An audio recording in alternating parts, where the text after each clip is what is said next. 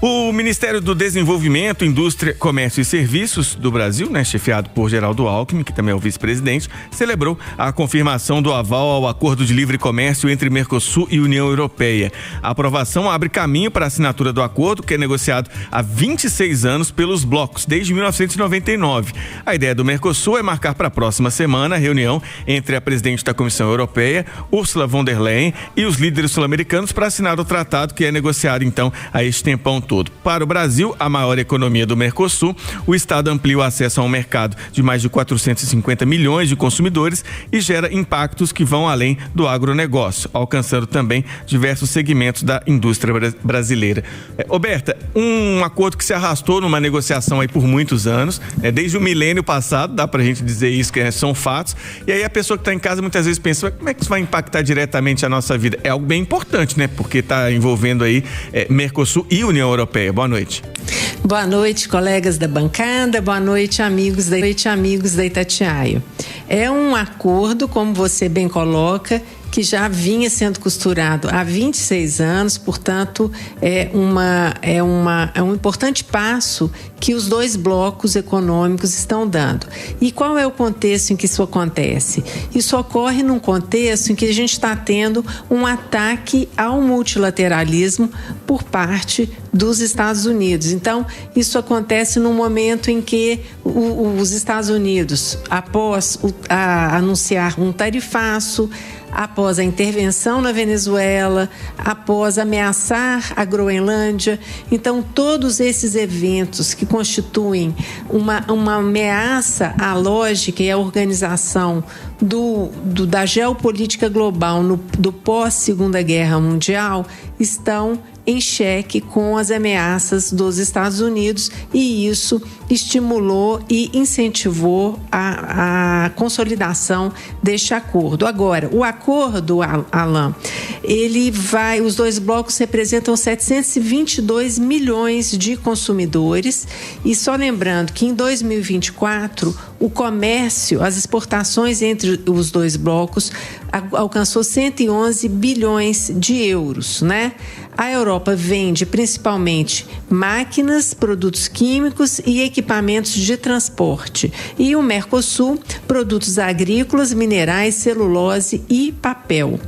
Então, o que esse acordo está dizendo? Está dizendo o seguinte, que o Mercosul, nos próximos 15 anos, vai eliminar as tarifas de 91% dos produtos europeus, e a Europa, nos próximos 10 anos, vai eliminar também as tarifas de 92% dos produtos das exportações do Mercosul.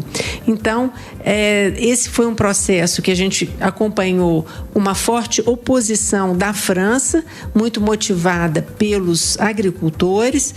Quem apoiou, sobretudo, quem puxou o grande apoio foi a Alemanha, Espanha e a Itália aderiu a esses países, e foram contrários França, Polônia, Hungria, Irlanda e Áustria. Então, essa aí é a configuração geral e a perspectiva positiva de ampliar o comércio entre os dois blocos. Travassos, a Berta até citou a França, especialmente os agricultores europeus e sobretudo os franceses ficaram na bronca porque facilita a ida de produtos daqui para lá. Se eu puder resumir aí, você me corrija se eu estiver errado, assim, é para facilitar o ir e vir de produtos, multilateralismo fica mais forte, mas produtores locais às vezes ficam na bronca, especialmente como a gente viu de alguns países franceses. E o presidente Lula, desde que eu me entendo por gente que eu ouço quem está na presidência falar, tem que aprovar esse acordo, aprovou hoje e ele está classificando como um dia histórico. É uma vitória para ele, politicamente? Para quem? Pro Lula? Sim.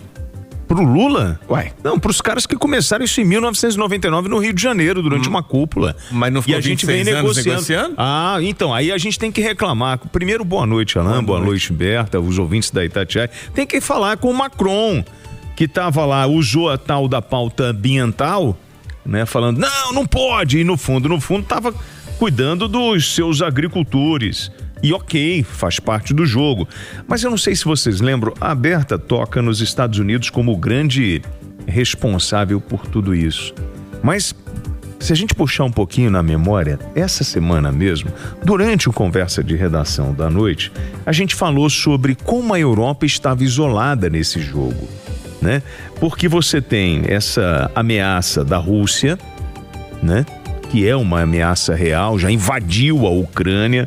Você tem essa dependência da China.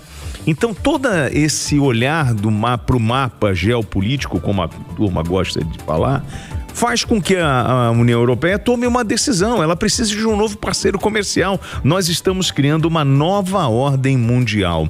Nós estamos falando de um novo comércio, de novas oportunidades. Isso vai levar uns 30 anos? Vai. Agora eu lembro, lá atrás, porque aí não adianta botar só na conta do Lula, o próprio Bolsonaro tinha a expectativa. E eu lembro dele falando, olha, a gente tá, isso acho que foi em 2021 pode ser, que ele fala, olha, nos próximos 1999, perdão, 2009, 2019, perdão, quando ele fala, olha, nos próximos 3 anos a gente deve fechar esse acordo, mas aí veio o Macron e azedou.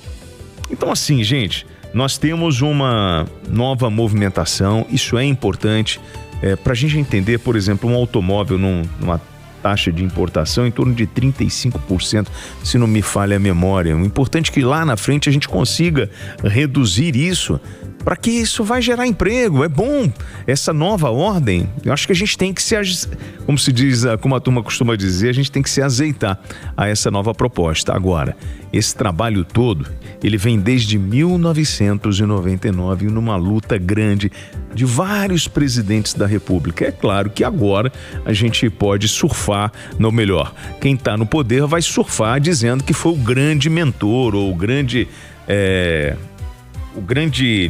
conciliador, né? Aquele que resolveu o problema com a Europa, mas isso vem de longa data e hoje a configuração desse mapa geopolítico proporciona uma fuga, né, da União Europeia para esse novo mercado.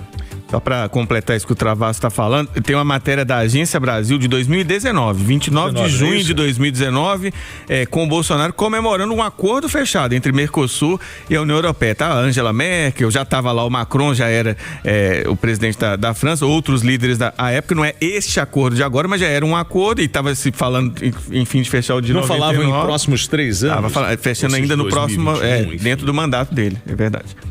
Falando em Bolsonaro, pode falar, Beto. Fazer uma menção à questão dos agricultores, né? Os agricultores franceses e os agricultores europeus, né? Negociaram muito e foram muito beneficiados com várias vantagens que a União Europeia está concedendo para minimizar eventual, digamos, competição que vão enfrentar com os produtos. Então, há um protecionismo, sim, e eu acho que esse protecionismo, eu particularmente acho que ele é importante de acontecer também no Brasil, não é, para proteger os nossos agricultores, a indústria, o agronegócio, toda vez em que essa indústria estiver ameaçada. Então, na Europa, eles também estão sendo protegidos. Lembrando que a gente tem aí as empresas de alimentos no Brasil, elas serão muito beneficiadas com esse acordo e não tenho dúvidas de que fizeram também o seu trabalho de meio de campo, né, para conseguir essa redução das tarifas. A gente tem a tarifa do Trump, a gente tem essa pressão, essa dependência da China e tem a pressão da Rússia. Vamos lá. Acho que vai ser bom para todo mundo, né? Por enquanto tá todo mundo comemorando. A expectativa é que então que seja assinado sábado que vem, dia 17. A gente vai ter matérias ao longo disso, explicando na prática como é que vai funcionar esse acordo, de que forma ele vai beneficiar então parte a parte, claro, aqui na Itatiaia.